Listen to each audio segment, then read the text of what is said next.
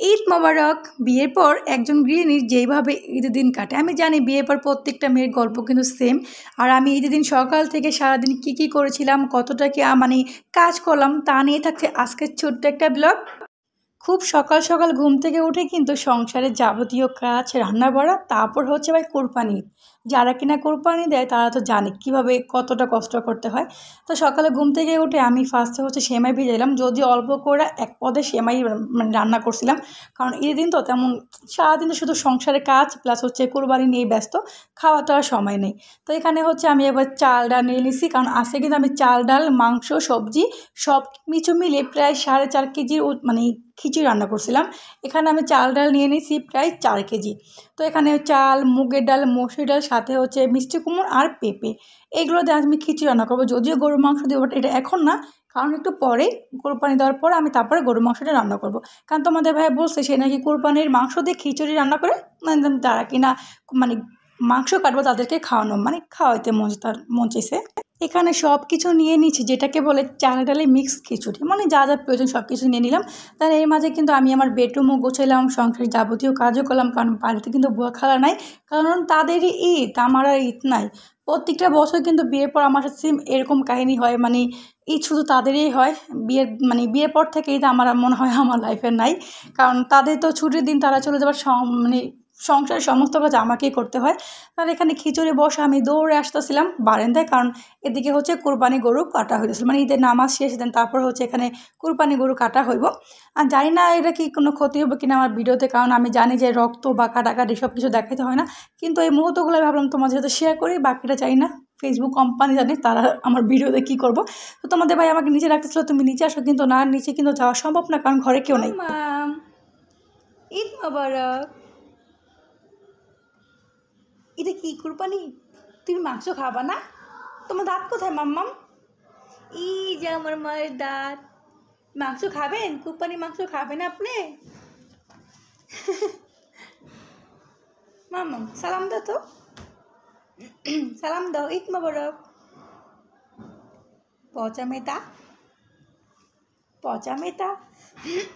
ঠান্ডায় আমার বেহাল অবস্থা। এই তো ঘর দর গুছাই ফেলছি। বাবা বাবা, আজকে মারে পরে জঙ্গলি জঙ্গলি লাগতেছে না? আমি একেবারে হয়ে গেছি কাজের বেটি জড়ি না, ঘামায়া ঘুমায় কি অবস্থা। আলহামদুলিল্লাহ আমাদের গরুটা কোরবানি দেওয়া হয়ে গেল। এই তো আলহামদুলিল্লাহ কোরবানির প্রথম মাংস, মানে প্রথম বলতে কি, মানে একটু মাংস নিয়ে এসেছি আমি। তো এই মাংস দিয়ে হচ্ছে আমি খিচুড়ি রান্না করবো। যারা কিনা হচ্ছে ওই মাংস কাটতেছে, সবসময় রান্না করে দেই, কিন্তু এবার তোমাদের ভাইয়া সে বললো যে এই কোরবানি মাংস দিয়ে খিচুড়ি রান্না করতে। তো এদিকে আমি তো খিচুড়ি বসাই দিছি, দেন এখন হচ্ছে মাংস কেটে মাংসটা বসাই দিব। আর খুব ভয় পেয়েছিলাম যে গ্যাসের কী অবস্থা, কিন্তু না, গ্যাসটা একটুখানি বাড়ছে। দেখো পুরো ঘরের মধ্যে কিন্তু আমি একাই, এখানে তোমাদের ভাইয়া তার ছেলে মেয়ে সব নিচে ভাই সোয়ানে আর সাবে বারে বাঁচতে যাইতেছে, আর আমি ভাই একজন গৃহিণী হয়ে যে অবস্থা, সারাক্ষণ ঘরের মধ্যে কাজই করছি।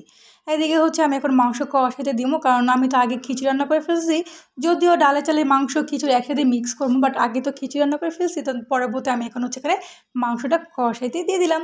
সো এখানে প্রায় 2 কেজি প্লাস 2 কেজি বেশি মাংস আছে। জানো একটা কথা কি, এই মাংস কাটতে আমি পুরো ভয় পেয়ে গেছি, মানে মাংস আমি একটা করে বটিতে পোষ দিই, দেন মাংস লাফায় ওঠে, আমি তো পুরো ভয় চিৎকারছি। বাট তোমাদের ভাইয়া বলো যে না, মাংসটা এখন রুহু আছে, তো সেই ক্ষেত্রে ভয় পাওয়ার কিছু নেই, এটা মাংসই। আর এদিকে কিন্তু গরুর ভুঁড়ি টুড়ি নিয়ে ঘরে এসে পড়ছে, তো ওইদিকে আমাদের কয়েকটা ভাড়িটা তারাই হচ্ছে আমাদের মানে ভুঁড়িগুলো পরিষ্কার করেছিল, তারাও নিচ্ছে, আমাদেরও ভাগগুলো দিয়ে দিছে। তো দেখো আমি তারপর পাতিলে আবার এই মানে চুলায় পাতিলটা বসায় দেওয়ার পরে মানে চালে ডালে মাংস একসাথে মিক্স করলাম, আর সবাই কিন্তু খিচুড়িটা খেয়ে এত বেশি প্রশংসা করছে। আমি কিন্তু সেই সকাল 6টা থেকে বা 5:30 6টা থেকে কিন্তু ঘুম থেকে উঠছি, এত কাজ করছি, কিন্তু বিশ্বাস করো যখন আমার খিচুড়ি রান্না খাওয়া মানে খিচুড়িটা খাওয়ার পর সবাই এত বেশি প্রশংসা করছে, আমার জন্য সমস্ত ক্লান্ত এক নিমিষেই শেষ। আমি না ওই একটু কথার পাগল, আমাকে কিছু ভালোবেসে বা মিষ্টি করে কথা বলে আমি তোমার গলে টলে বড় পানি হয়ে যাই। তো এখানে হচ্ছে সবাই খিচুড়ি খাইবো, তার জন্য সবার জন্য খিচুড়ি নিয়ে আসছি, আর প্লাস মাংস কাটা হইতেছিল। ঈদের দিন কিন্তু খুব পরিমাণে গরম লাগতেছিল। দেন এখানে আমি এসে বললাম একটা আইসক্রিম খাইতে, কিন্তু এই হচ্ছে আমার মেয়ের অবস্থা। বিশ্বাস করো আজকে কিন্তু আমার অনেক বেশি কষ্ট হয়েছে। আমি কিন্তু প্রায় ৬টা বাজে দুপুরে খাবার খাইছি। মানে সকালে তো একটু সেমাই মুড়ি খাইছি, দেন সারাদিন এভাবেই ছিলাম। সংসারের কাজ, রান্নাবাড়ি করা, মাংস গুছানো, মাংস ধরানো, বাছানো, কাটানো সব কিছু মিলিয়েই ঘর-দোর পোছা, সেই ৫টা বাজে ঘর পুইচ্ছা আমি ৬টা বাজে দুপুরে খাবার খাইছি। সাবিয়া শুধু বারবার বলছে, আ নাই। মানে ও বলতে পারতেছে না যে গরুটা নাই, গরু কাটা হয়ে গেছে। এই তো আলহামদুলিল্লাহ আমাদের ঘরে এখন মাংস কাটা মানে মাংস আসা হয়ে গেছে, দেন ৩ ভাগ করা হয়ে গেছে, যেটা আসলে নিয়ম করা হয়। সো সেইভাবে সব কিছু করা হয়েছে। এদিকে আমার শাশুড়ি ১ম মানে বসে গুছাইতেছিল। দেন পরবর্তী ভাই আমার আজকে অনেক কষ্ট হয়েছে। বললামই তো মানে সেই ৫টা বাজে ৬টা বাজে ঘুম থেকে উঠছি, সংসারের কাজ, রান্নাবাড়ি করা। এই যে এখানে মাংস রাখছে, এই ঘর-টর পুইচা-টুইচা আমাকে সেই বিকাল ৪টা-৫টা বাজে গোসল করে ৬টা বাজে ভাত খাইতে হইছে। আজকে তো আমার পুরা বেহাল অবস্থা। রাতে তো আমি শুয়ে লগে ঘুম। মানে আজকে আমি খুবই ক্লান্ত হয়ে পড়ছিলাম। এর মাঝে কিন্তু আমার বাপের বাড়ি থেকে এই যে এই ব্যাগটার মধ্যে মাংস আইসা পড়ছে।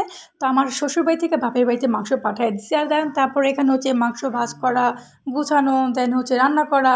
এই যে এখানে মাংস রাখছে, এই রক্ত-টক্ত পুচ্ছা-টুচ্ছা আমাকে সেই বিকাল ৪টা-৫টা বাজে গোসল করে ৬টা বাজে ভাত খাইতে হইছে।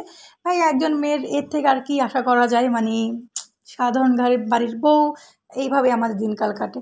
তো সবার ঈদের আনন্দ থাকলেও বিয়ের পর একজন মেয়ের কিন্তু ঈদের আনন্দটা আগের মতন থাকে না। সো এই ছিল আমার আজকের ছোট্ট একটা ব্লগ। আল্লাহ হাফেজ।